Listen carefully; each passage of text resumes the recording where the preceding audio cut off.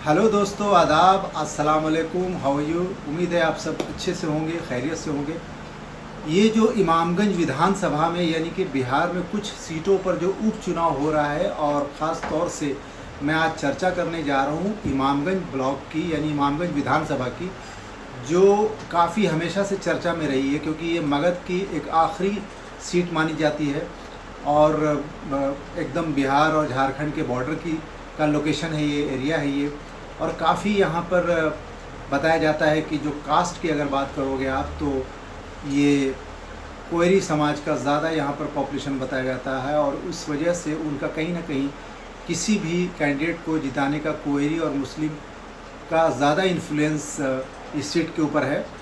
तो आज मैं ये बात करने जा रहा हूँ कि पहली बार एक दो पार्टियों ने एंट्री लिया है उस विधानसभा में और ख़ास तौर से अगर हम लोग बात करें तो 4 ऐसे सीटों पे उपचुनाव हो रहा है जिसमें जेडीयू को 2 सीट मिली थी, यानी इनके हिस्से में बीजेपी ने 2 सीट दिया था और उन्होंने एक हम पार्टी को दे दिया यानी जीतन राम मांझी को, और उनकी कैंडिडेट जो है वो संतोष मांझी की वाइफ यानी कि दीपा जी जो है वहाँ के कैंडिडेट हैं।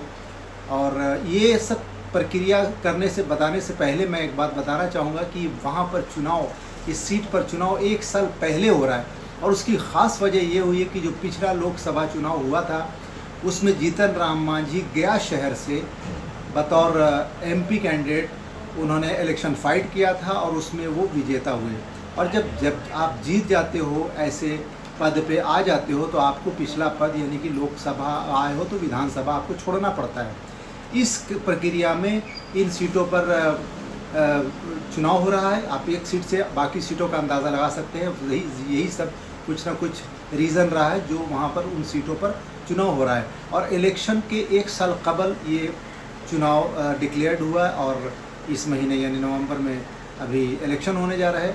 लेकिन सबसे चर्चा में जो इन दिनों बिहार में है वो एक नई पार्टी ने जन्म लिया है 2024 में, और वो जन सुराज यानी पीके जिनको प्रशांत किशोर कहते हैं। और उन्होंने एक्चुअली वो प्रोफेशनल सर्विसेज दिया करते थे, पॉलिटिकल एनालाइज करते थे, यानी कि समीक्षा करते थे चुनाव कौन जीत रहा है, कौन हार रहा है और किस एरिया में क्या चीज़ की कमी है, क्या चीज़ की ज़ायद है। उन सब के ऊपर उन्होंने बीजेपी के लिए काफ़ी लंबे समय तक काम किया था, यानी नरेंद्र मोदी को जिताने के लिए भी उन्होंने अपनी रणनीति का इस्तेमाल किया था।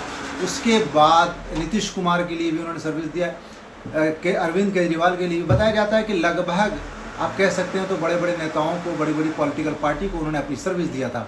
लेकिन अब ये सर्विस दे दे के कहीं ना कहीं वो थक गए होंगे या हार गए होंगे। उनको ऐसा ख्याल आया कि क्यों ना मैं अपनी पार्टी का गठन करूं और अपने कैंडिडेट्स को खड़ा करूं और उनसे चुनाव लड़वाऊं, और चुनाव लड़वाने के बाद फिर उनका असल रूप तभी माना जाएगा कि वो किसकी तरफ जा रहे हैं। वो तो बताते हैं कि पुराने कांग्रेस की छवि हमारी पार्टी में है, यानी जो इनिशियल स्टेज पर 1947 के नियर अबाउट जो कांग्रेस की पॉलिसी थी उस तरीके की पॉलिसी है।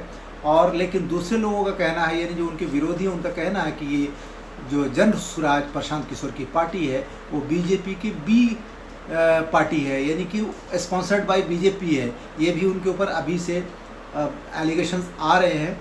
लेकिन सबसे बड़ी बात है कि ये लोगों का जो स्ट्रेटेजिक है, मतलब स्ट्रेटेजी बनाने वाले लोग हैं, तो इनका जो स्पीच होता है बड़ा ही एकदम डायरेक्ट यहाँ लगने वाला होता है। लेकिन ये कितना घर कर रहा है ग्रामीण लोगों में, जो सीधे साधे और तेज़ तर्रार गाँव के लोग हैं, उनमें कितना काम करने जा रहा है, ये गौरतलब बात है। और इसका तभी अंदाज़ा लगेगा जब चुनाव के बाद रिज़ल्ट आएगा और उनकी पार्टी किस तरीके का रिस्पॉन्स कर रही है। उसका असल रिज़ल्ट के बाद ही मालूम पड़ेगा कि ये अपनी स्ट्रेटजी, यानी अपनी पार्टी और अपने कैंडिडेट के लिए स्ट्रेटेजिक बनाने के लिए इन्होंने कितना खरे उतरे या फेल हुए। इसका फैसला उस वक्त होगा, तभी मालूम पड़ेगा। अब आपको बात करता हूँ दूसरी तरफ, MIM यानी कि आप सब जानते हैं असदुद्दीन ओवैसी की पार्टी है। उन्होंने भी इस बार पहली बार इमामगंज विधानसभा में एंट्री मारा है और एक पासवान जी को उन्होंने टिकट देके अपनी एंट्री वहाँ पर और अपना खाता खोलने की कोशिश किया है। तो अगर आप देखा जाए तो RJD के कैंडिडेट वहाँ पे हैं, JDU की तरफ से यानी हम के कैंडिडेट वहाँ पर हैं। इस तरीके से सारी बड़ी पार्टियों के कैंडिडेट ऑलरेडी इमामगंज विधानसभा में घूम रहे हैं। और वहाँ पर अगर जाति की बात करें तो 2 पासवान जी घूम रहे हैं अलग अलग पार्टियों से। हाँ, तो अभी गौरतलब बात ये है कि जो वोटर है वो क्या फ़ैसला करता है, क्योंकि इमामगंज विधानसभा हमेशा से चर्चा में रही। उससे पहले जब पिछली बार चुनाव में जब विधानसभा का चुनाव हुआ था तो जीतन रामांझी जी सेकंड टाइम यहाँ से इमामगंज विधानसभा से जीते थे, और उससे पहले जो चुनाव हुआ था उस वक्त उनकी पार्टी ने बहुत गंदा रिस्पॉन्स किया था बिहार में, और उनके सारे लगभग कैंडिडेट हार चुके थे, लेकिन जीतन रामांझी जीत कर आए थे, और वो भी इमामगंज विधानसभा से।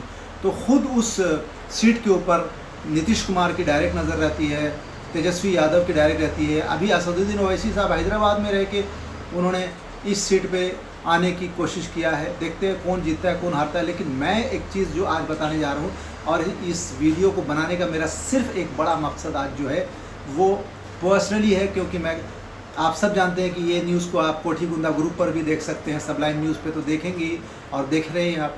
लेकिन आप लोगों को मैं बताना चाहूँगा भाइयों कि क्योंकि लोकल काफ़ी लोग वहाँ पर जुड़े हुए हैं, गया ज़िला के अंदर के इमामगंज विधानसभा के अंदर के लोग जुड़े हुए हैं, और मुझे जो ग्रुप में ख़ास तौर से जो बहुचर्चित आप लोगों का ग्रुप है कोठीगुंदा ग्रुप फेसबुक पे, उसके अंदर मुझे देखने को मिला है कि कोई भी सभा हो रही है तो उसका कोई लिंक वहाँ पर शेयर कर रहा है, तो आपस में काफ़ी नाइत्तेफाकी का एक झलक देखने को मिल रहा है। कोई भी एक दूसरे के ऊपर एलिगेशन लगा रहे हैं। भाई साहब बस एक हफ्ते की बात है, 10 दिन की बात है, 15 दिन की बात मान लीजिए कि है, लेकिन ये थोड़े से वक्फे के लिए आप आपस का प्यार मोहब्बत या आपसी दोस्ती को पॉलिटिकल लोगों के चक्कर में खलल ना करें और अपने रिश्ते को ख़राब ना करें। आप एकदम शांति से जिस पार्टी को, जिस कैंडिडेट को आप सपोर्ट करना चाहते हैं उसको करें, आपका ये बिल्कुल लीगल राइट्स है।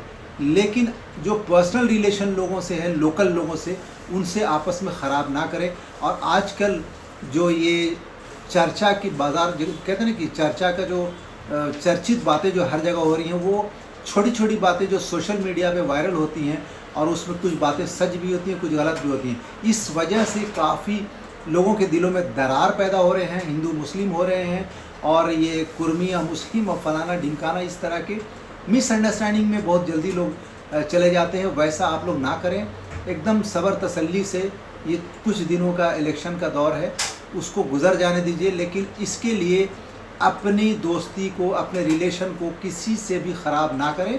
एकदम अमन चैन शांति से इलेक्शन को कराएं, और अपनी मन चाहे जिसको आप चाहते हो उसको वोट करो, लेकिन उसके लिए किसी से लड़ाई झगड़ा ना करें। पॉलिटिक्स को एक लेवल तक ही रखें, उसको अपने दिमाग पर चढ़ाएंगे तो अपना रिश्ता ख़राब होगा।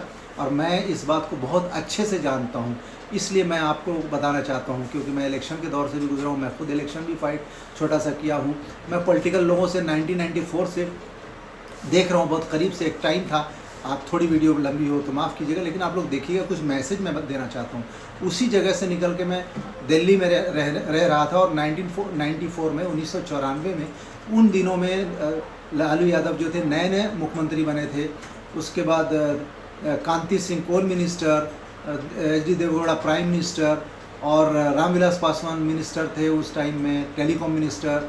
ऐसे सैयद शहाबुद्दीन नए MP बन के दिल्ली पहुँचे थे, और उन दिनों मैं दिल्ली में रहता था। तो मेरा ये एक शेड्यूल हुआ करता था कि एवरी संडे को मैं 2-3 जगह पे जाता था, मिलता था लोगों से ना, चाहे रामविलास पासवान हो, लालू प्रसाद यादव हो, चाहे अपने उस ज़माने में सैयद शहाबुद्दीन थे, मरहूम हो गए, और उसके बाद ये जो कई सारे ऐसे कांति सिंह, इन सब लोगों के यहाँ जाने के लिए मुझे कोई अपॉइंटमेंट लेना नहीं पड़ता था, क्योंकि मेरा इन लोगों से इतना अच्छा रिलेशन था ना कि उनका पियून से लेके बॉडीगार्ड से लेके सब लोग पहचानते थे। तो मैं जाता था, हाय हेलो करता था, मिलता था, जुलता था, छोटा बड़ा किसी का कोई काम है सोशल वर्क के नियत से करता था और करके निकल जाता था। तो मैंने देखा है कि पॉलिटिक्स के चक्कर में कैसे रिश्ते ख़राब लोग कर लेते हैं, लेकिन रिश्ते ख़राब नहीं करना, रिश्ते लोगों से बनाना है आपको। तो इसी बात के साथ मैं उम्मीद करता हूँ कि आप लोग एकदम अमन चैन से इमामगंज विधानसभा के लिए आप लोग वोट करेंगे और अपने प्यार मोहब्बत को बना के रखेंगे। बस इसी बात के साथ मुझे इजाज़त दीजिए। जय हिंद, जय भारत।